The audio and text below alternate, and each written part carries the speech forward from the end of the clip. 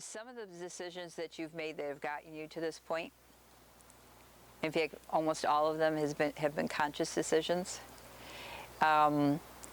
People generally handle things in an emotional way. So any decision that you're making, whether you think you're making it rationally or not, it's still an emotional process for you. And that's because either you've inherited filters that have come through your parents, your grandparents, which means they thought a certain way, which means they were prejudiced towards chocolate cake over white cake, so to speak. They had a preference for it.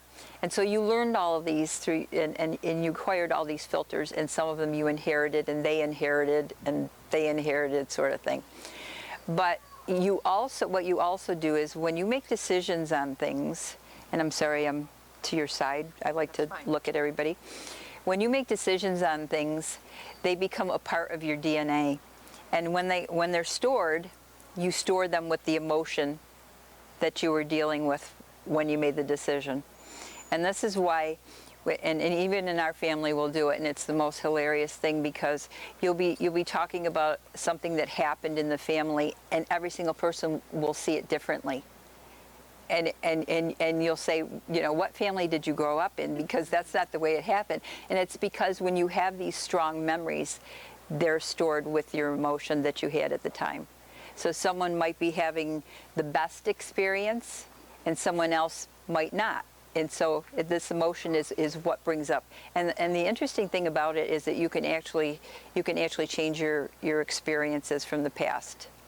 You can go back in and you can recall the emotion, and you can actually change the emotion and file it back again, which is, I'm sure, part of what Molly does. But this workshop is very different because it's more about creativity than about how to use your pastels or how to use your watercolors or how to use your oil paints, because that's the vehicle and you're the driver. So what that means is that that's the way for you to get your emotions out and your creativity out. But the actual process doesn't happen at the end of a brush. It happens up here. And so what we're going to address today is we're going to address what happens up here, so that when you go out there, you can take advantage of the filters and not fight them. You have a left brain, right brain thing going on. Your left brain is what drives most of the things you do during the day. It helps you function during the day. Your left brain lets you get into a car and not have to learn how to drive the car every single time you get into the car. So your left brain is really your friend, but it's also very dominant in a lot of people. Charlie and I are very right-brained, and so it's more of a process for us to deal with everyday little things than it is for us to deal with the big picture. She says that, but my brain tells that I don't have too much left. It's nothing to do with Victor, right? So what you have to do is, and what I've had to do is, you have to kind of make peace with your left brain, because your left brain is really just trying to help you. It's trying to help you do things efficiently. So, for instance, if you were trying to do something like draw that table, you know that there's 4 sides to that table, and that's left brain. But your right brain, you're looking at it and you're seeing 3 sides or 2 sides. So when you go to put something like that on a canvas, your left brain, because it's so dominant, wants to say to you, you already know how to do that. You already know that that chair has 4 legs. And people will actually paint the 4 legs even though they don't see them. And then they look at it and go, why doesn't that look realistic? So you have to quiet your left brain in a kind way, though, because your left brain doesn't like being told what to do. It's the boss, you know, it's the one that does your income tax for you, it's the one that does your accounting, it's the one that follows a recipe for you. I never follow recipes, Charlie can tell you that. He'll say, what's for dinner? I'll say, it's a surprise, because I don't know what it's going to look like till it comes out. But make friends with your left brain, and make sure that your left brain actually knows which is part of you. I'm not talking like it's another person. It's not that kind of thing. But it's part of you, and it's a functioning part of you that's very helpful. But you have to make sure that consciously and unconsciously you know it's okay to let go a little bit with the left brain, so that you can let the right brain come in. And it's the right brain that's going to take advantage in a good way of all the filters that you have. Because your filters are not bad. Your filters are what make you you, and you know what they say, be yourself because everybody else is taken. So what I'm going to do in this workshop with you is I'm going to watch everything that you do for the first day and a half, because I want you to be totally yourself. Even in photography, Charlie is very conscious of when he takes someone's photograph, he's very conscious of having the person come through. And so he'll watch their gestures, and he'll watch the way you sit, and he'll watch the way you react to things, and not pose people so that people look like who they are to everybody. So I'm going to do the same thing. I'm going to watch what you do, and this has nothing to do with the level that you're at. And just to give you an example, every 4 or 5 years, I'll look at different artists that I've been admiring. People that are either doing something really different, or people that are wonderful colorists or something like that. And every 5 years, I will go and take a professional workshop. And I just did that this past spring.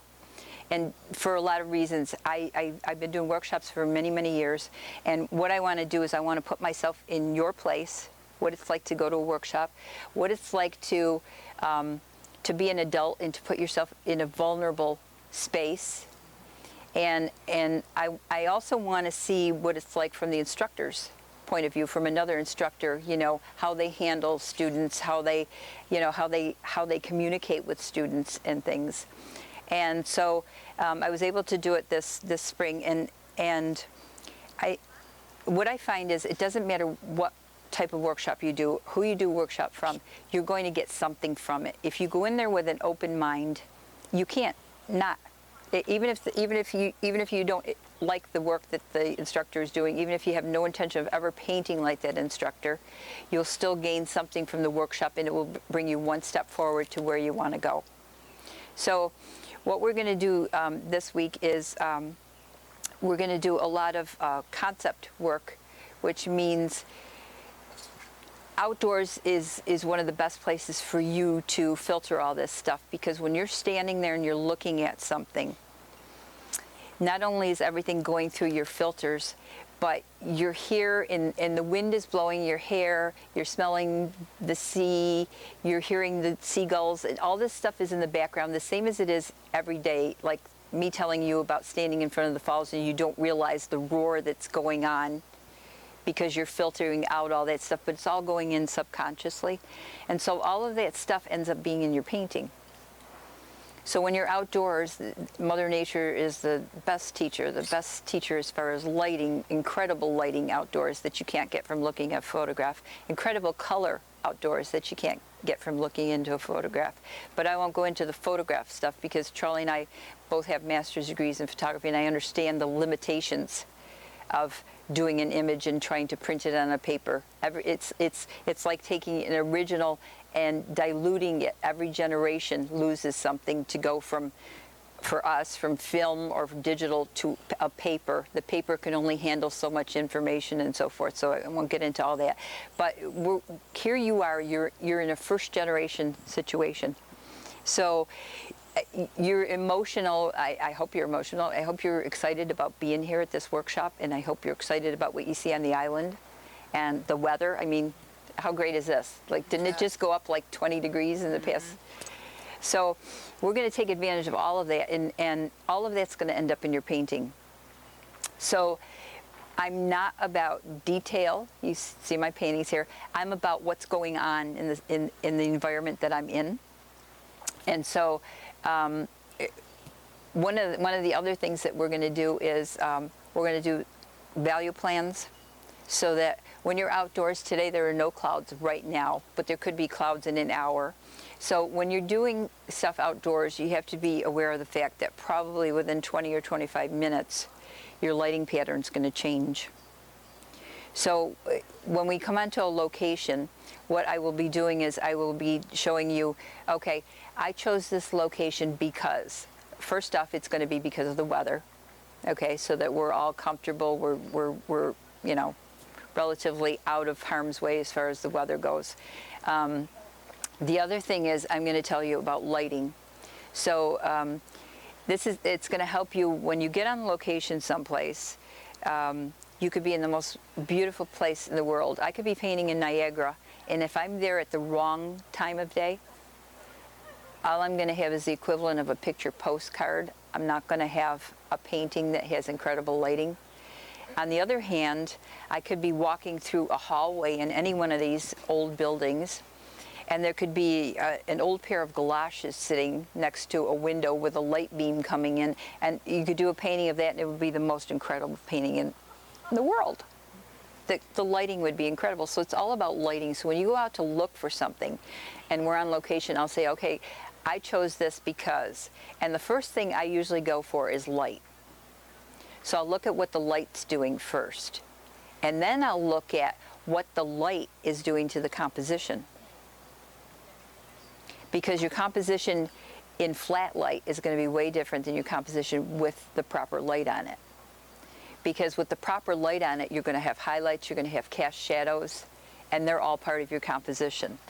Does that make sense? So your composition, meaning the shapes within, will change because your cast shadow will become part of the shape. So we'll go into a lot of that during the painting process. But I want to get to a location and tell you exactly why I picked what I picked. So that, like, he wants me to show you his photograph here.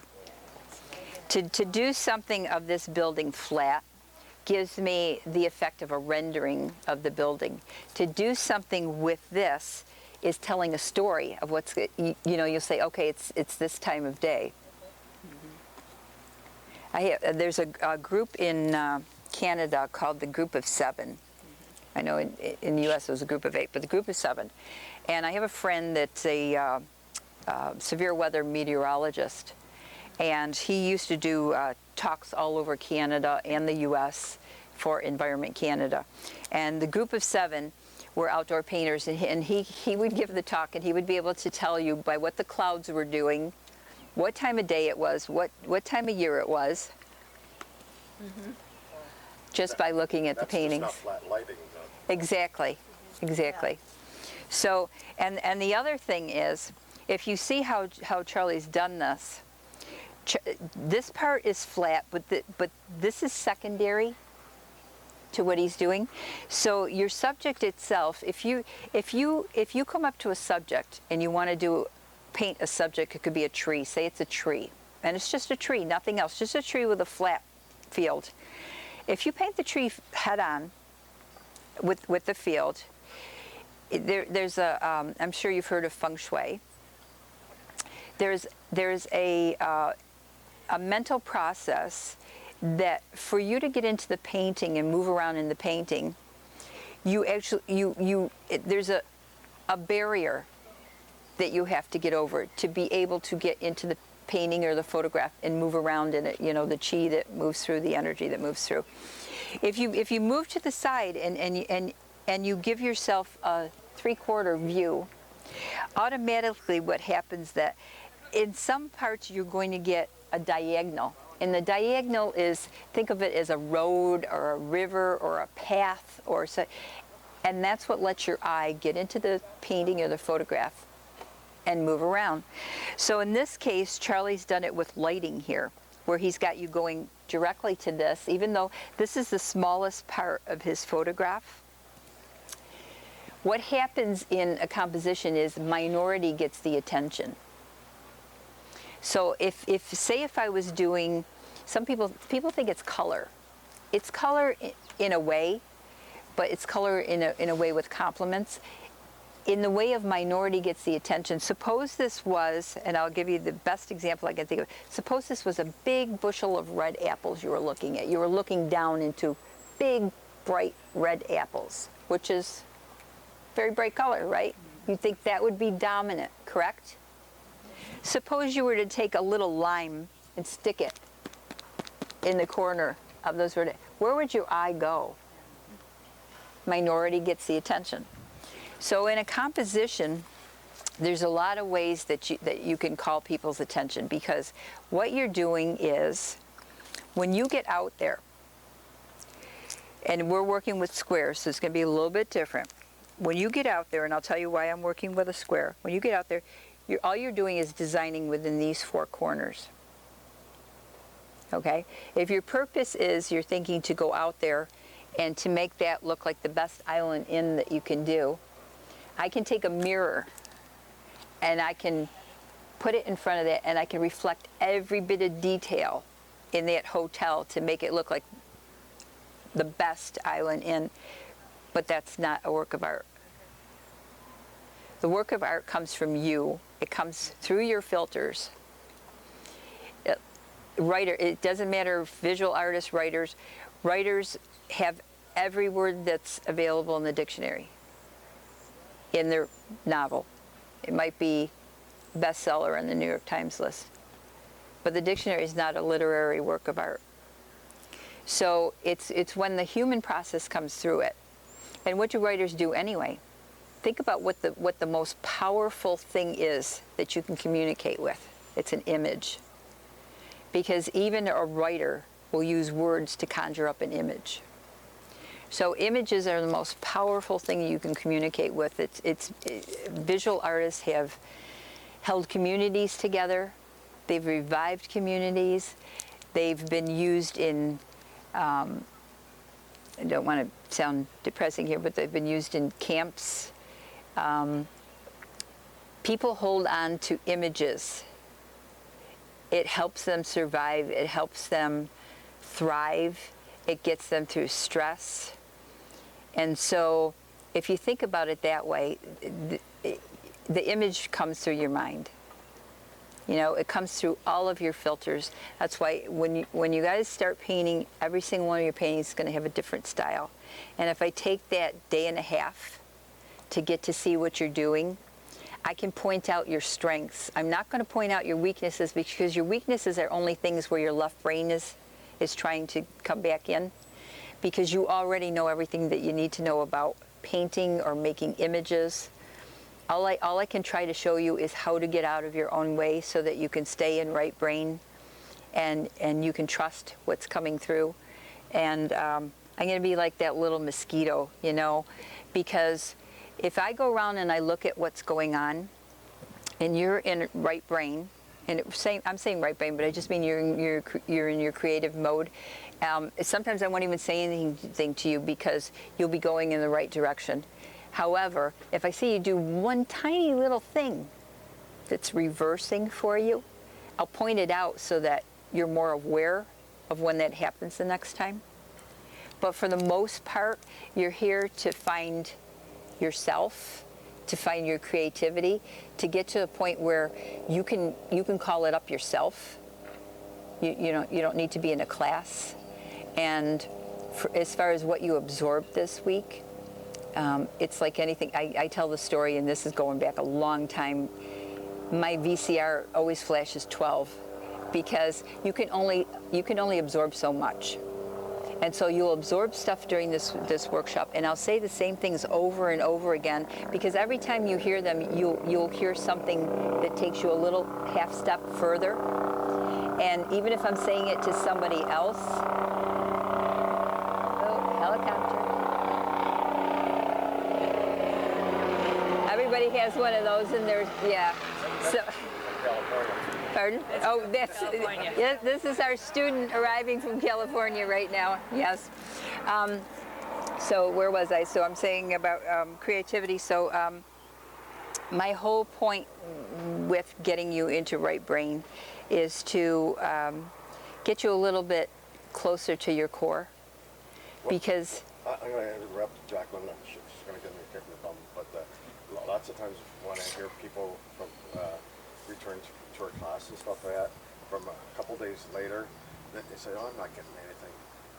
Then a few days later, she says, "That's exactly what she's been talking about." Yeah. Well, in a couple minutes, you're going to have this incredible experience with Dr. Delaney here. And Molly and I have been working, we met each other about 7 years ago. I think we've been working together about 6 years now, specifically with the Monhegan Workshop, because there's no better place than Monhegan to be able to absorb all this wonderful energy. And by the way, about 2 weeks ago, I realized this was going to be a diva workshop. And I'm so excited to have all women.